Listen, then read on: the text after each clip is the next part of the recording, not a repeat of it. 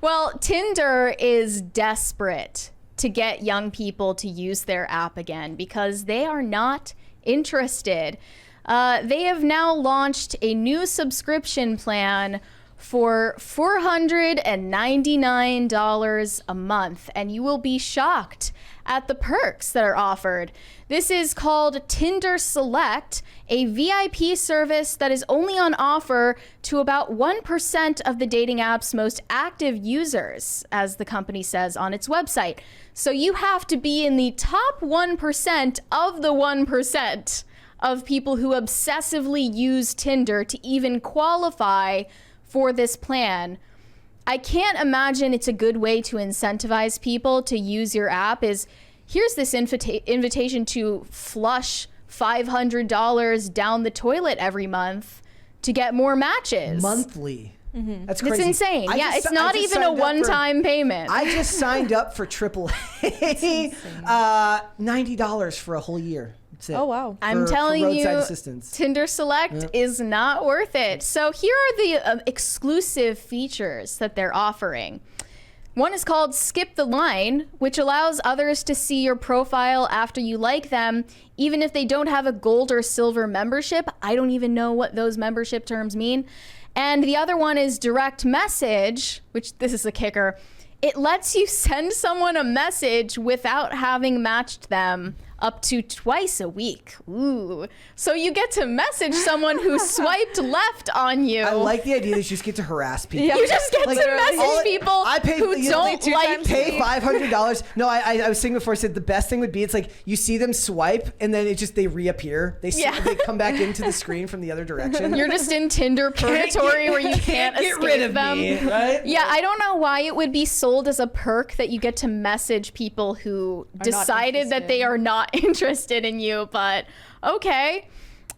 So this requires you to have a verified photo, show your relationship intent. You must have at least 4 images, 5 interests, and a biography listed on your profile. It's the no doesn't mean no. It's the no doesn't mean no for $500. Yeah, for $500 you no can be a doesn't total mean no. creep on Tinder and harass people who don't like you. So The stalkers are gonna love this. sounds like a great idea. And this was part of their whole effort to get young people using their app again because I guess online dating is on the decline with young people. I found this recent report from just last month that young people aren't on the dating apps.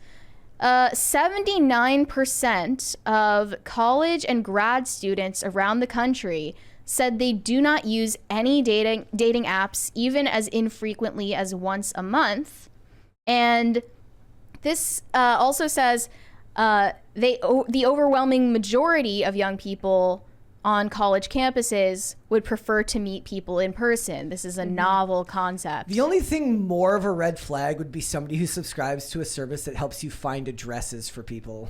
Yeah, I mean, Yellow Pages is still out there. No, like a people, like in this day and age, you can just cold call. Is there really a need to like people search a person and find their address? Because that's how the stalkers get you. I bet it's for people who really want to know if their exes are on the app, so they're willing to pay $500 to find or possibly harass their exes. I can't pretend to have any like knowledge about this because I've never in my life used a dating app, and I find it one of those things where even the people that use them hate them.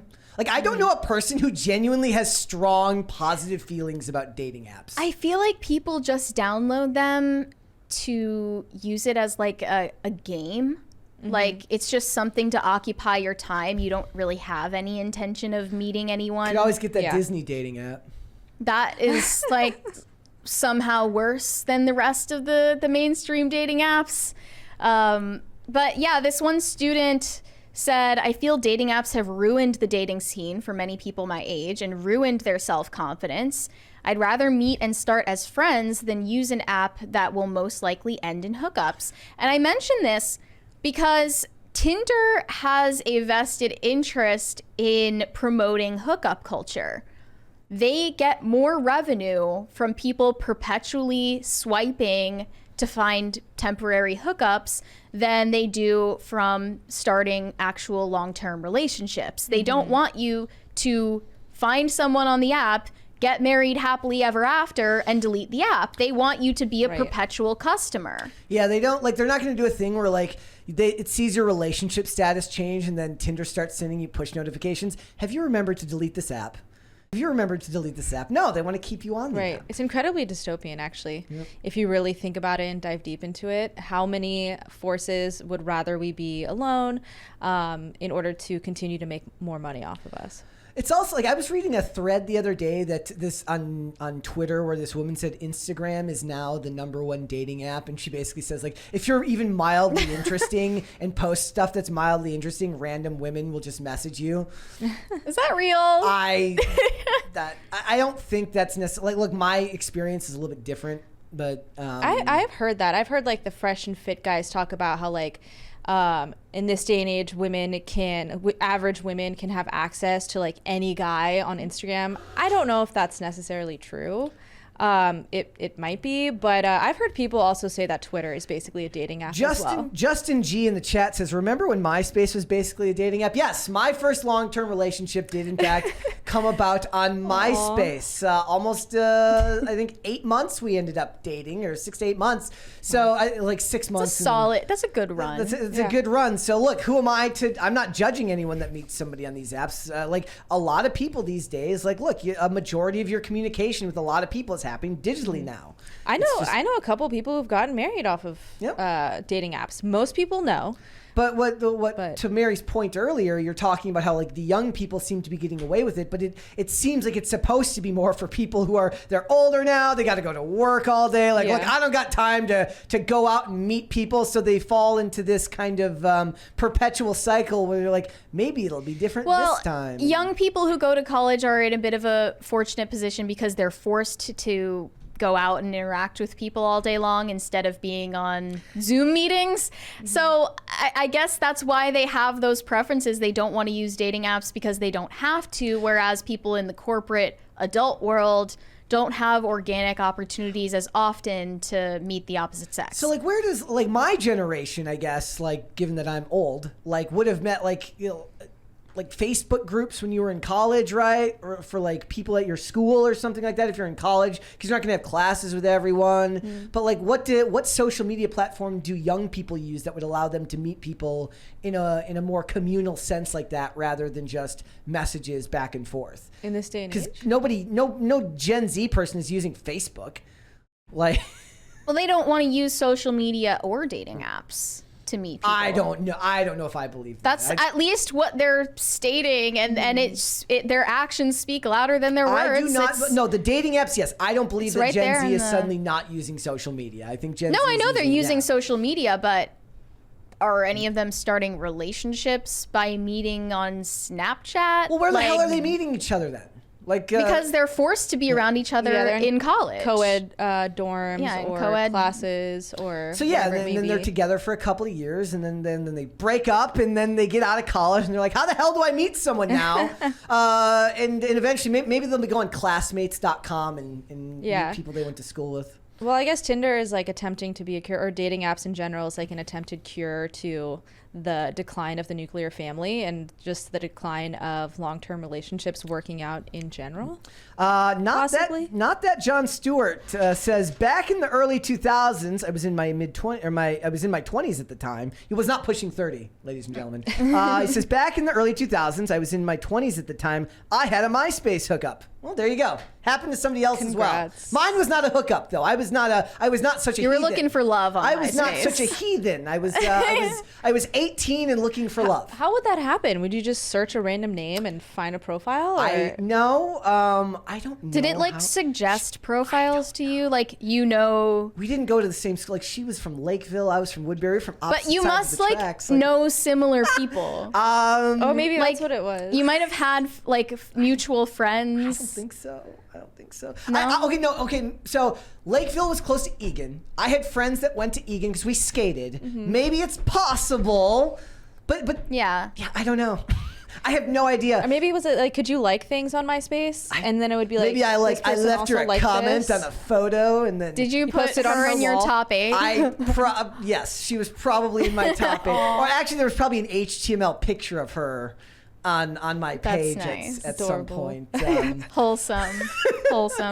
Yeah, so this Guardian article says Tinder is painfully desperate to woo young people back onto dating apps in response to this new data that they hate dating apps. In an attempt to appeal to Gen Z, Tinder has added a bunch of new features such as quizzes and prompts, which is fairly standard stuff. They proudly describe these updates as a Riz first redesign. Hello there, fellow kids. For readers who are over the age of 25 and or don't spend every waking moment online, Riz is teen slang for charisma. I remember when... And a Riz first redesign is cringeworthy corporate slang for we are desperate not to become obsolete. Did you see the video of Brett Cooper quizzing Ben Shapiro on Gen Z terms? No. He's like, Did he know Riz? I think he ended up getting Riz. He's like charisma. Like you have to watch it. It was a short. He was very satisfied Yeah. with himself. There's for a knowing that $20 one. super chat here from Not That John Stewart says she found me. It was out of nowhere. Well, see that can happen. Much like an RKO, my friend, that can happen out of nowhere. MySpace back in the day. We need to bring it back. Here's another interesting data point that I wanted to talk about. 37% of respondents who are in college or grad school said that the beliefs of a potential partner factor in. So they said that they wouldn't go on a date with a person who voted differently from them in the 2020 presidential election. Or that was most college students. They wouldn't go on a date with someone that voted for Trump, is basically what they're saying. Of course. But then again, like, I thought about it and I can't judge them for that because I wouldn't go on a date with someone who voted for Biden. Like, I would be the same exact way. So is it really that bad of a thing? Like, you're trying to find people that you align with on your political beliefs or your values or your religion. For a guy, it might be different because they look. I can fix her. I can fix her. Which is my new favorite online meta. It's all the pictures of women who are have mug shots for doing stupid shit. It's the one where it says like woman. It's like I still have no idea if this is real or not. It's this picture of this woman. It says like woman caught hitting IRS agent while yelling "End the Fed." It is weird. So conservative guys have like a fantasy of dating a liberal girl and making her conservative, but there aren't any liberal girls who fantasize about turning a conservative guy into a liberal. Right, it's too much brain power too. I think It's too girls much like to turn effort. it's way too much effort, and girls want to turn their brains off when they're with their boyfriends. Here is that put in video. extra work. Yeah. Usually it's like a derogatory term for guys, where it's like, oh, he's such a simp. But usually, with like most Western women, and because of the crazy feminists, a guy just being nice and chivalrous, be like, oh, he's such a simp when he's just being a good person. But there are guys that will like, or like tripping over themselves for girls, and that's kind of like the traditional simping. All right, what's camp? What is camp? Like Susan Sontag camp? Like going all the way back to the original definition of camp. It's irony, but queer.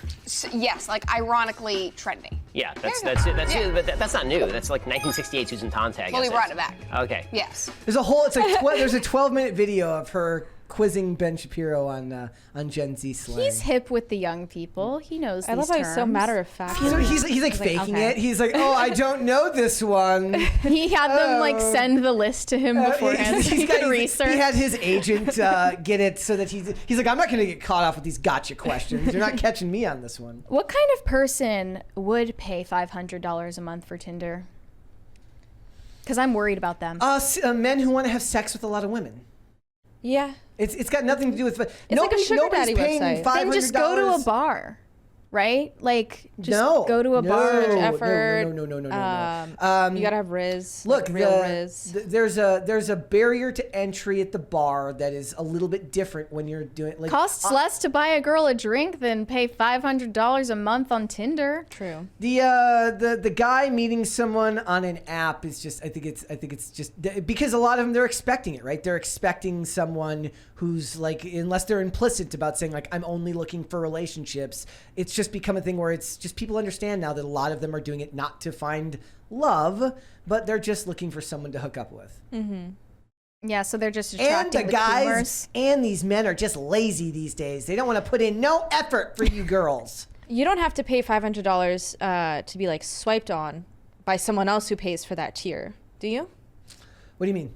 Like, if a guy pays $500 to get all those perks, does he only see women that have paid for that same level? Because let's be There's no honest, it's way. going to be the men on Tinder paying for this. Exactly. Obviously. The remember like nightclubs? They might still do this. So, like nightclubs used to have like ladies' night where women don't pay entry fee, and they do that because guys aren't going to come unless there are women there. Yeah. So they need to get women to these dating apps. Yeah. Otherwise, why do the guys want to be there? And it's a good way to vet the men out as well. Yes. They're not doing a good job of incentivizing women to be on dating apps. Because they're making this feature for men. Yeah. Well, no, they're making it so that It's not adding up. Because and it's also because it's not going to help actual long-term relationships. It's only going to help the hookup culture, which is what they want to push anyways. Yeah. Thanks for watching. Listen to full episodes of Pop Culture Crisis on Spotify. Keep up with us on social media and make sure you subscribe and ring that bell so you never miss the show. Bye, guys.